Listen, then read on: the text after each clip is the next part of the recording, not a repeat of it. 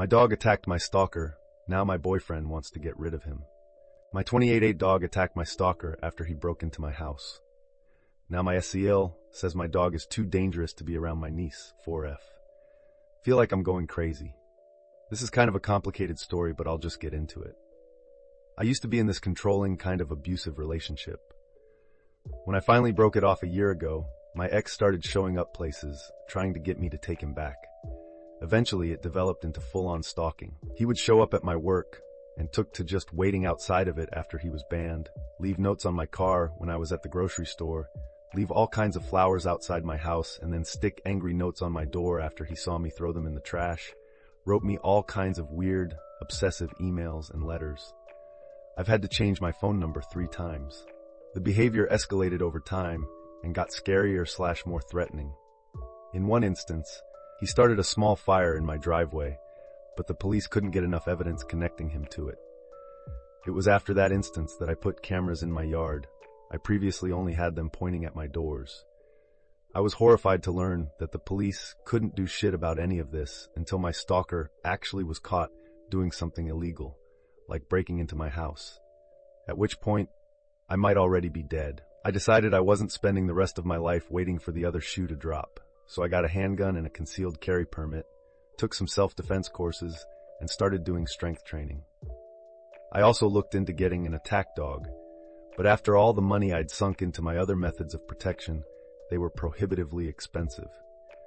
So I went to my local animal shelter and got the scariest, meanest-looking dog I could find. This is where Thor comes in. He's a 100-pound American bulldog. Looks like he'd rip your throat out on sight, but is basically a gigantic teddy bear. He loves every person he's ever met, is incredibly sweet and gentle with my 4-year-old niece, enjoys other animals, and even loves the mailman. I just kind of accepted that he probably wouldn't do anything to protect me from my stalker, but it didn't matter that much because having such a huge dog made me so much more confident. I brought Thor everywhere I could and was working on getting him trained enough to be an emotional support animal so I could bring him inside places with me. I absolutely would not do this until he was trained well enough to not disrupt a regular service dog. Last month, I woke up in the middle of the night to Thor whining. I was groggy and thought he had to go to the bathroom, so I got out of bed and opened the door.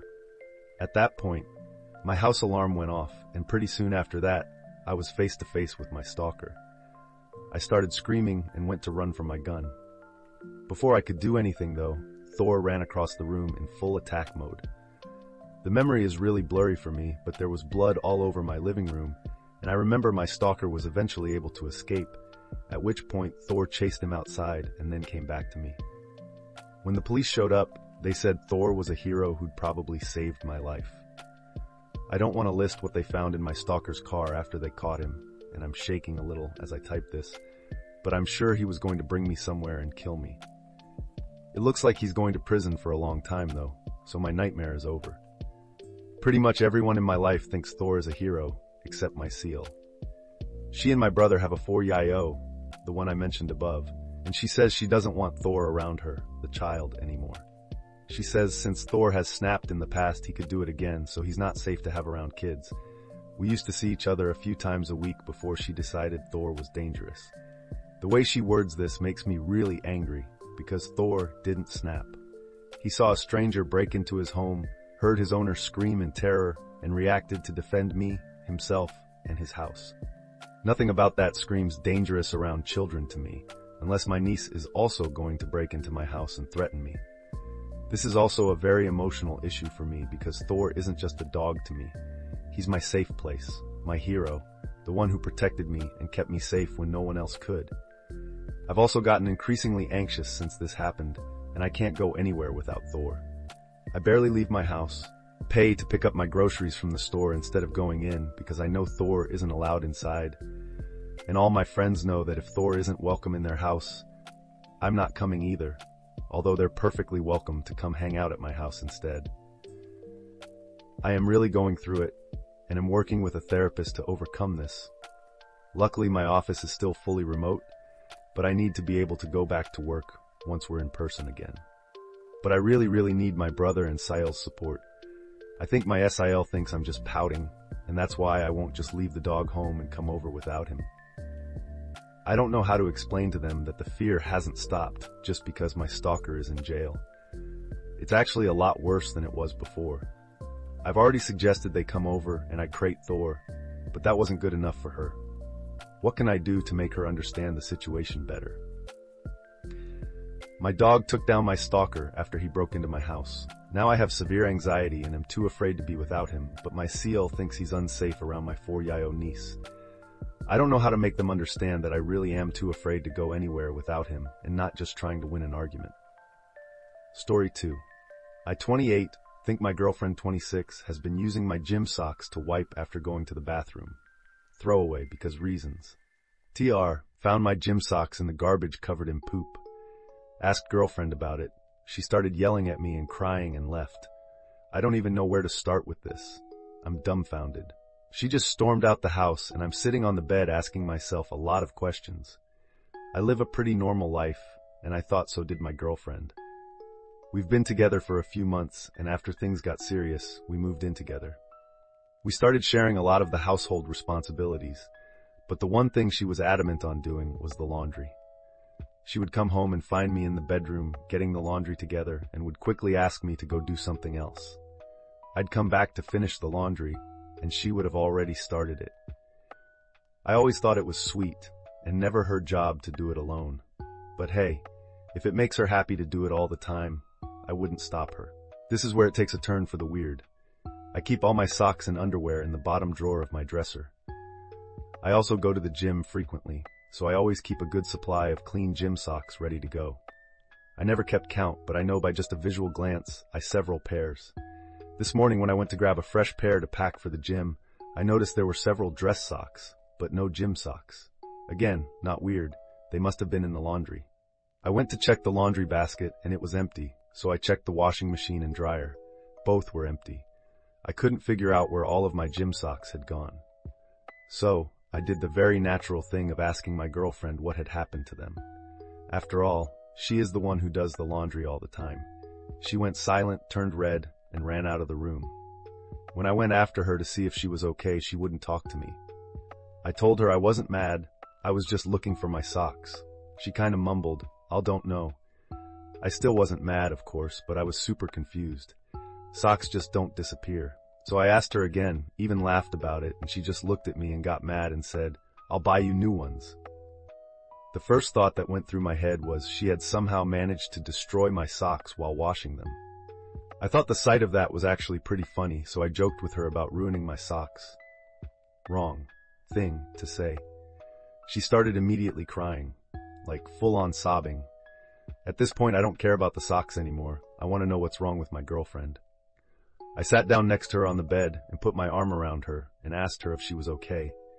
She just kept saying she was sorry and that she would buy me new socks. I tried assuring her again it was okay. Even went so far as to say I would buy new socks, and she didn't have to. I sat with her for a few minutes trying to calm her down and eventually had to get ready for work. I told her loved her and got my things together to leave for the day. On my way out, I grabbed the garbage to take outside. When I got outside, I lifted the lid off the garbage can, and I noticed a small plastic bag sitting on top of the garbage already in there. I could see through the bag, kind of the semi-see-through ones. There were socks in the bag. Since I was sure she had somehow managed to ruin the socks washing them, I wanted to see for myself. I opened the bag and immediately regretted my choice. There, inside the bag, were several pairs of my gym socks covered in what looked like poop. As soon as the smell hit me, I knew it was poop. 1. We don't own any pets. 2. We don't have any kids. 3. Woo's poop was on my socks. Work could wait. I couldn't go the rest of the day wondering why my gym socks were covered in poop and inside a plastic bag in the garbage can. I grabbed the bag and walked back inside. As soon as my girlfriend saw the bag, she flipped out and started yelling at me. She said I shouldn't be going through the garbage and that I was disgusting for bringing it back into the house. I asked her to calm down and that I just wanted an answer as to why there was poop on my socks. I wasn't blaming her of anything, but she started accusing me of blaming her. That's when it clicked. I don't know what it was that led me to ask this, but everything leading up to this moment had just been so crazy. I asked her, "Is this your poop?" She started sobbing again and ran out of the house. I didn't go after her this time. So now I am sitting on my bed with a bag of poopy socks on the floor and a lot of questions in my head. The only conclusion is that she used them after going to the bathroom, which that alone has its own set of questions above everything else. I sent her text asking her to come back. She hasn't responded yet. I don't even know what I'm going to say if she gets back.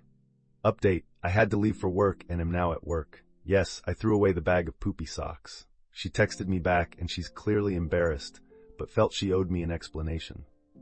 She said she didn't want to talk about it in person and that we could discuss it over texting and to not bring it up in person.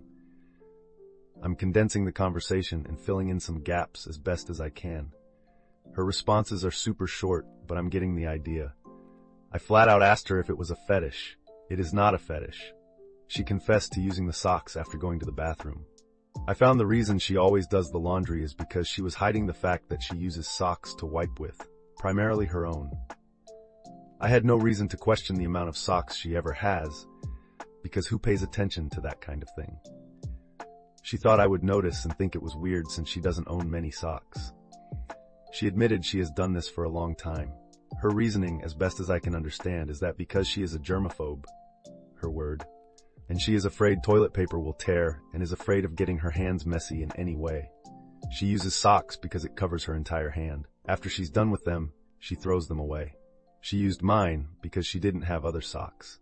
So, my girlfriend has a fear of getting poop on her hands, so she wipes with socks and has done so for a long time. It could be worse, I guess. I hope we can laugh about this later. I'm trying to find the humor in it now, but I'm still weirded out. Story 3. My parents falsely accused my brother of being a creep and it's really affecting him. My brother is 15, my sister is 17, and I'm 23F. This is really stupid and it shouldn't have happened, but it did. Now I just want advice on how to make it better. Also, this is the story my brother told me as I wasn't there. He was in his room playing on his phone, minding his own business. He got up to take out the trash. He came back to lay down in his bed. As he was laying down, he noticed their dog walking out of his room. He ignored it. Later on, his sister 17 noticed clothes were missing. She went looking for it and found it in my brother's room. The problem was that Iz was wet and slimy. She immediately told our parents and they thought the worst. My dad, mom, and brother argued about it. Rude things were said. Apparently, mom said I knew you were weird, but not this weird. My dad said I raised a predator. In the end, my parents asked me to pick him up and let him stay with me for a couple of days. When I picked him up, he didn't say anything and just sat in silence. He spent the entire time in the room he was staying in. He only came out for dinner. He skipped breakfast and lunch. His eyes were always red when he came out, so I assume he was crying. I've never seen him cry. Most of the time when he's upset, he just has a stone face, so what they said must have got to him. Finally, at the end of the week, his parents called me and said they wanted to talk to him, so they came over. Before they came over, I tried to talk to him, but he ignored me. When parents came, they apologized to him. Over the week, they noticed more of sister clothes in his room, until one day, my dad caught the dog with my sister clothes. My brother just said okay and went home. I tried to ask my parents if he could stay longer, but they said that wouldn't be necessary. Later on, I got a call asking me what did he do over my house because he's just been in his room all day at their house. Is there anything I can do to help him feel better? Advice would be greatly unappreciated. Edit, little update. Good news. He can stay with me until Sunday. I had to lie a little to parents to get him to come. I told them he should get out the house because he spends most of his day sitting in one spot with online school. They didn't believe me at first, but I said it would be a chance to get him out his room. They finally agreed. He was about to go to sleep, so I came just in time. I think the plan right now is to just spend time with him this week. I'm broke, so it's going to be mostly home stuff. I tried to talk to him on the car ride. I asked him if he's okay. He said he's fine, and we had a little conversation about his school. So at least he's talking now. He's in the spare room, so everything is okay right now.